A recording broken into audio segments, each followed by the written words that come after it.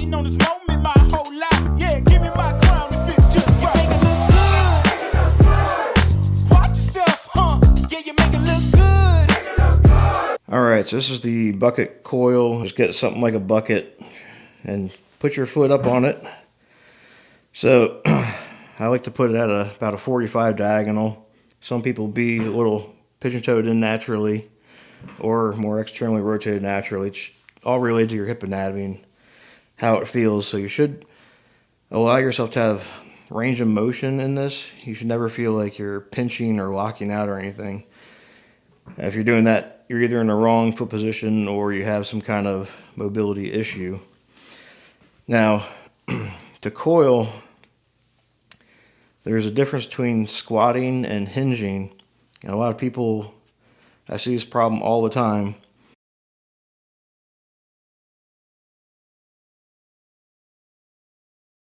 In a squat, you're going to put your knee over your toe. So if you reach back into a squat, you're going to tip back. And you're going to load into your quad. And then that makes you want to extend up. And this is where the elbow ends up pointing down. What you want to do instead is feel like you're loading more underneath. So come down under, make sure your knee doesn't go back. Your knee should actually go this way. So that's putting you into hip hinge. You should feel you're stretching the hammy instead of the quad and also the glute. So everything is revolving around the foot. Now, this shoulder is going to kind of stay on this plane while this shoulder is moving on this plane. So they're moving in different directions. And I feel like this is kind of the fulcrum that's sending this shoulder out, the whole arm. So I'm making a longer whip. Boom. So I'm loading this shoulder back behind this shoulder, coiling into the leg here. It's hinged. I'm not letting it collapse. So from here I feel like I can really, boom.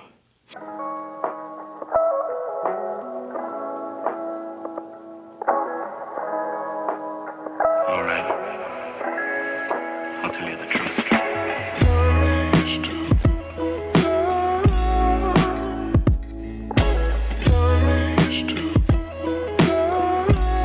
So the foot will roll a little.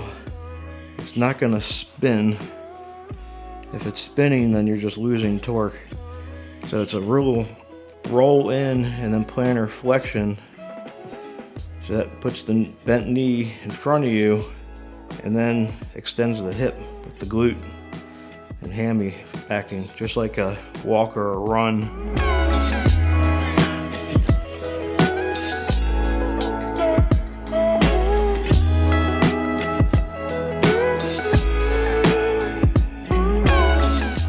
Slap shot.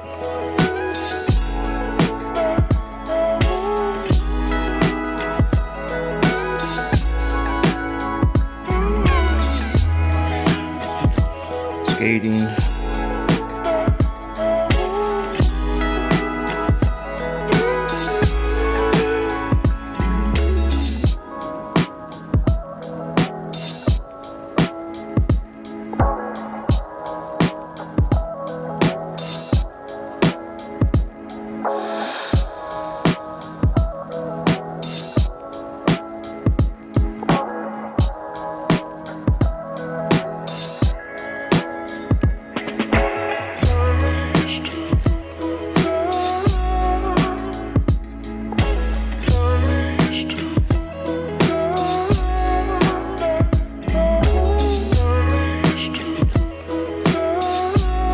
Diagonal force here outward, and then the front side is countering that in another diagonal.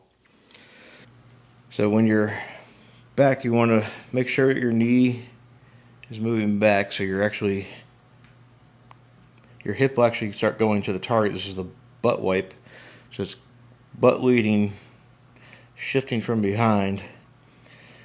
So then you should feel how your knee can rotate very easily. There's not a lot of pressure here, but you can keep your torque on the instep here. So you should feel a lot of your pressure right on the instep, little on the heel, little on the outside. So you have a little tripod of pressure, but it's going to lose on the outside as you bank in. And also the heel is going to come up because your plantar flexing, and then your knee is going to go out in front of you. So that's going to lead to the hip extension. So this is just like walking or running. Boom. You can coil all the way back. You can actually grab your the backside of your leg and coil deep, and then you want to rotate through. So you shouldn't be going up. You actually want to feel almost a little down and then back up. So you should never push yourself over the front leg, where you should always feel like your front leg, if it was about to give out, you should land on your butt first. So that's getting also into the hip hinge on the front leg, feeling the hammy and the glute stretching. So your knee is retracting it, and that's crushing the can. Boom. So there's a little extension on the front side, but it's not from the back side here. So this is just rotating while this is extending. Boom. So there should be just a little roll of the foot along the bucket. It shouldn't be spinning. It's just maintain that leverage on a roll, and then hip extension with the plantar flexion while your knee is flexed. So that's going to allow you to post up on the front hip without tipping this hip over top. So you don't want to push up. It's a horizontal and rotational push. Behind the tee, the squat versus hinge pattern is a lot easier to see in form reviews. I'm going to put the foot at my foot at 45. If I'm going to my squat pattern, which I don't want, the knee's going to leak back over the toe, and I'm leaning back and extending up, and you see the elbow comes down. So if you do the opposite, come down under, make sure your knee is not going back. You should be going this way, pushing the hip back into a hip hinge position. Feel it in the hammy and the glute. And then you can reach back around your leg and feel nice and coiled here. So you're pushing your butt to the target, and then boom, and you're staying behind the front leg.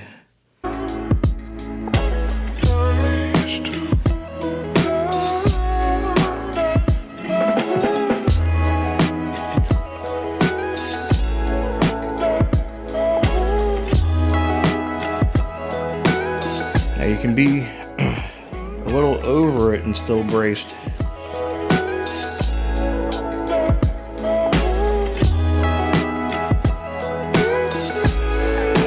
Little closed stance, reach back, but I feel like I'm swinging over my front foot, but I'm still braced inside it. Boom. And you want to stand up into the finish. From behind the tee, you should feel in a comfortable position, slightly closed. Foot a little back, and I'm going to coil back, reach around. I should really feel everything stretching across the back here. And then if I push with the leg, feel it in the hamstring, and it's going to go into rotation.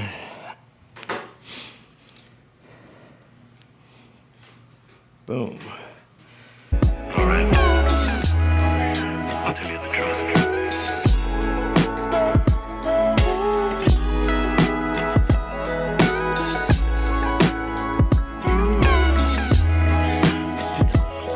So if you get into the quad dominant position and the knee goes backward, the upper body tips back, and then you do that. So that motion wants to put that elbow down. Whereas if you're coming more down and underneath, the elbow wants to go up. So it's just natural. So from the side here, you can do a pendulum. Feel that coil and whip. So it's not this. You can do a windmill too.